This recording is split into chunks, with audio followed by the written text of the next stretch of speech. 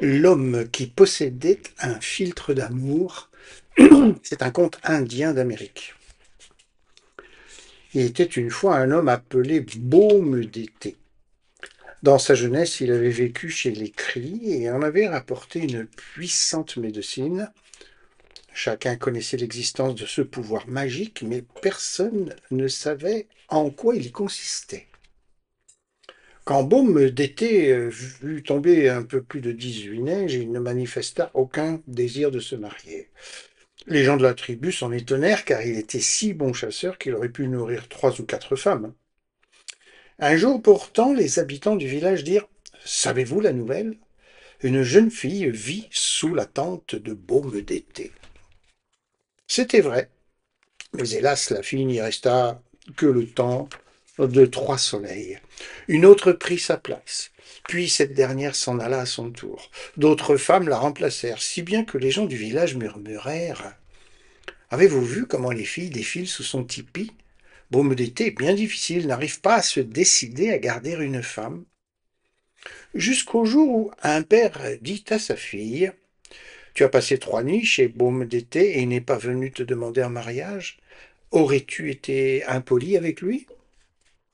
J'ai été d'une parfaite correction avec ce jeune brave, répondit la jeune fille. Dans ce cas, il ne va pas manquer de t'épouser. Quand compte-t-il le faire? La jeune fille répondit: Oublie mon séjour sous la tente de Baume d'été, mon père. Il n'a jamais pensé à m'épouser et n'a jamais réclamé ma présence. C'est moi qui ai été le premier à rejoindre de mon plein gré. Le père ne comprit pas sa fille et il songea: Ce Baume d'été a ensorcelé mon enfant. Plusieurs mères s'écrièrent: Pourquoi prend-il nos filles et les rejette-t-il comme des mocassins usés? Tout cela n'est pas normal. Et le bruit courut à travers le village que Baume d'été attirait les filles sous son tipi grâce à un pouvoir magique rapporté de chez les Cris. Quelqu'un déclara même un soir au feu du conseil: Baume d'été est la honte de la tribu. Il faut le tuer et il ne peut plier ainsi nos filles à son bon vouloir. Le sorcier haussa les épaules. Qu'avez-vous à lui reprocher? Vos filles vont à lui sans qu'il ait besoin de les appeler. Est-ce sa faute si elles sont toutes amoureuses de lui? Et cela continua de la même façon, jusqu'au jour où une jeune fille nommée Bruit furtif agréable passa 4 nuits sous la tente de Baume d'été. Son fiancé, presque un chien, décida de se venger. Il rendit visite à Bruit furtif agréable et lui demanda: Pourquoi as-tu séjourné chez Baume d'été? Je ne sais pas, répondit la jeune fille. Je suis passé devant son tipi et j'ai senti un charme m'envahir. Je suis entré sans pouvoir m'en empêcher et j'y suis resté. Cet homme possède un filtre d'amour et il me l'a montré. Il s'agit d'un petit sac de peau fixé à un lacet et il est suspendu à un montant de sa tente. Presque un chien se dit: Je dois absolument dérober ce sac médecine et le brûler, sinon nos jeunes fiancés ne connaîtront plus de paix. Mais comment faire? Aucun homme ne peut pénétrer sous la tente de Baume d'été. Presque un chien alla voir le sorcier et lui conta toute l'affaire. Celui-ci lui dit: L'idéal serait de te changer en femme. Une seule personne, à ma connaissance, a le pouvoir de réaliser une telle transformation. Il s'agit du vieil homme, mais il habite trop loin pour que tu puisses le consulter. Tu mourrais en route. Le vieil homme est décédé voici 5 lunes, et il vit maintenant au ciel. Alors que puis-je faire d'après toi? Répondit le jeune homme. Si tu ne peux aller à lui, il peut par contre venir à toi. Évoque-le ce soir puissamment et essaye de t'entretenir avec lui au cours d'un rêve. Comme le soir tombait, presque un chien rejoignit sa tente. Il se concentra fortement sur le vieil homme et s'endormit. Au milieu de la nuit, une face toute ridée apparut à presque un chien, et celui-ci l'interrogea. Qui es-tu, vieux bonhomme? Tu parais très âgé. Je suis le vieil homme, répondit le fantôme. Il paraît que tu as besoin de moi. Le sorcier m'a affirmé que tu avais le pouvoir de me changer en femme. Oh, je le peux, en effet. Toutefois, je te conseille pas une telle transformation. Les femmes sont des êtres bizarres, et par la suite, tu pourrais regretter ton ancienne condition d'homme. Change-moi en femme pour une seule nuit, implora presque un chien. Je dois m'introduire dans le tipi de baume d'été afin de lui dérober son sac médecine. Soit, dit le vieil homme, du haut du ciel, j'ai vu ce qui vous arrive, je veux bien vous aider. Néanmoins, tu ne seras femme qu'une seule nuit et unique nuit. Au matin, tu reprendras ton apparence d'homme. Presque un chien offrit un peu de tabac au vieil homme pour le remercier, et l'être surnaturel le fuma et disparut.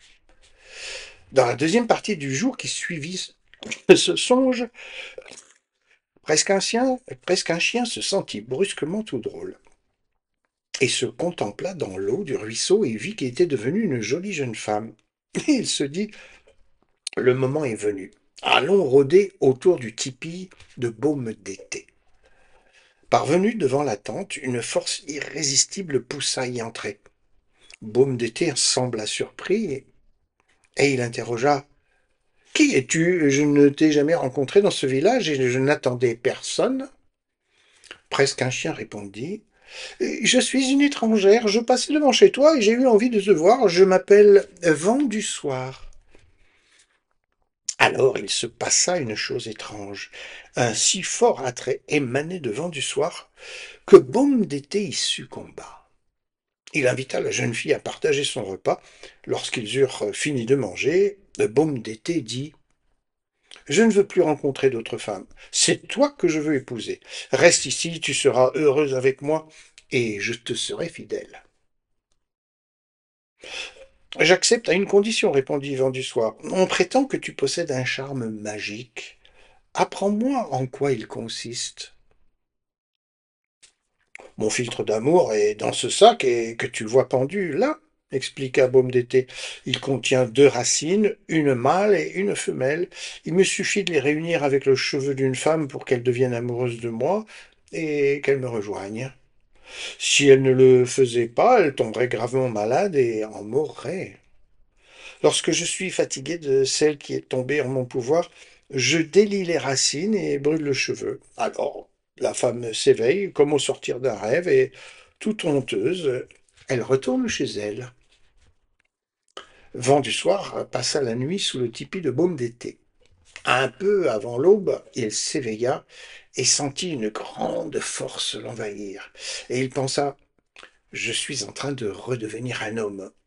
Baume d'été dort encore, et il ne faut pas qu'il s'aperçoive de ma transformation. Presque un chien subtilisa prestement le sac médecine, arracha un cheveu de Baume d'été et courut offrir le tout à sa fiancée, bruit furtif agréable. Quand Baume d'été s'éveilla, il avait oublié la femme qui avait été presque un chien et ne pensait plus qu'à bruit furtif agréable. Il songea, comment ai-je pu me séparer d'une femme aussi attrayante que bruit furtif agréable? Je vais lui offrir des cadeaux et la prier de m'épouser. Et il se rendit chez la jeune femme et lui déclara, c'est toi que j'aime, bruit furtif agréable. Accepte mes présents et deviens mon épouse. Mais la jeune fille n'écouta pas et Baume d'été s'en retourna penaud. Les jours suivants, on le vit tourner en rond autour du tipi de la belle. Chacun s'en étonna et les vieilles remarquèrent c'est bizarre. Avant, il ne regardait aucune femme et voici maintenant qu'il glousse comme un dindon dans les jupes de bruit furtif agréable. Lorsque, sous un prétexte ou un autre, Baume d'été voulait entrer dans l'attente de bruit furtif agréable, elle le chassait à coups de pierre. Dès que la jeune femme allait chercher de l'eau à la rivière, Baume d'été la suivait et voulait porter ses outres. Mais bruit furtif agréable criait à la ronde. Voyez tous, j'ai trouvé un chien fidèle, il ne veut plus quitter mon ombre. Les gens riaient et disaient avez-vous vu comme elle le traite? Jamais elle n'épousera cet homme. Il ferait mieux de renoncer. Le père de Bruit furtif agréable était au courant de l'intervention du vieil homme et de celle de presque un chien. Il dit alors à sa fille Ne crois-tu pas qu'il est temps de libérer ce malheureux du charme qui le lie à toi? Brûle donc son cheveu et les deux racines, il a assez expié. Et n'a pas encore assez souffert, répondit Bruit furtif agréable. Je veux qu'il regrette pleinement ses agissements passés. L'état de Baume d'été empirait de jour en jour. Tout voué à son amour, il ne mangeait plus et dépérissait d'inquiétante façon. Il restait prostré du matin au soir devant la tente de Bruit furtif agréable et offrait un spectacle pitoyable. C'est alors que les habitants du village commencèrent à chuchoter. Ce n'est pas humain de laisser un homme se démoraliser ainsi. Il a commis des fautes, c'est vrai, mais il vaudrait mieux abréger sa pauvre vie. Bruit furtif agréable fut touché par ces propos. Un matin, elle clama bien haut. Je vais mettre fin à ces tourments. D'ici peu, vous ne verrez plus Baume d'été pleurer devant ma tente. Elle ouvrit le sac médecine, prit le cheveu du jeune homme et l'enroula autour d'un ver de terre. Celui-ci s'introduisit dans un trou et disparut dans le sol. Baume d'été se mit alors à suffoquer. Il se tordit à l'envers toute la journée et mourut dans la soirée. Bruit furtif agréable alla voir presque un chien et lui dit: J'ai brûlé les racines que tu m'avais données, je peux maintenant t'épouser. Presque un chien pensa: Cette femme est terrible dans ses vengeances, j'aurais bien trop peur d'en faire mon épouse.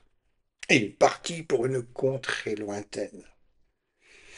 Bruit furtif agréable ne trouva jamais un autre mari et vécut seul toute sa vie. Certains aujourd'hui disent qu'elle est morte et d'autres prétendent qu'elle vit encore.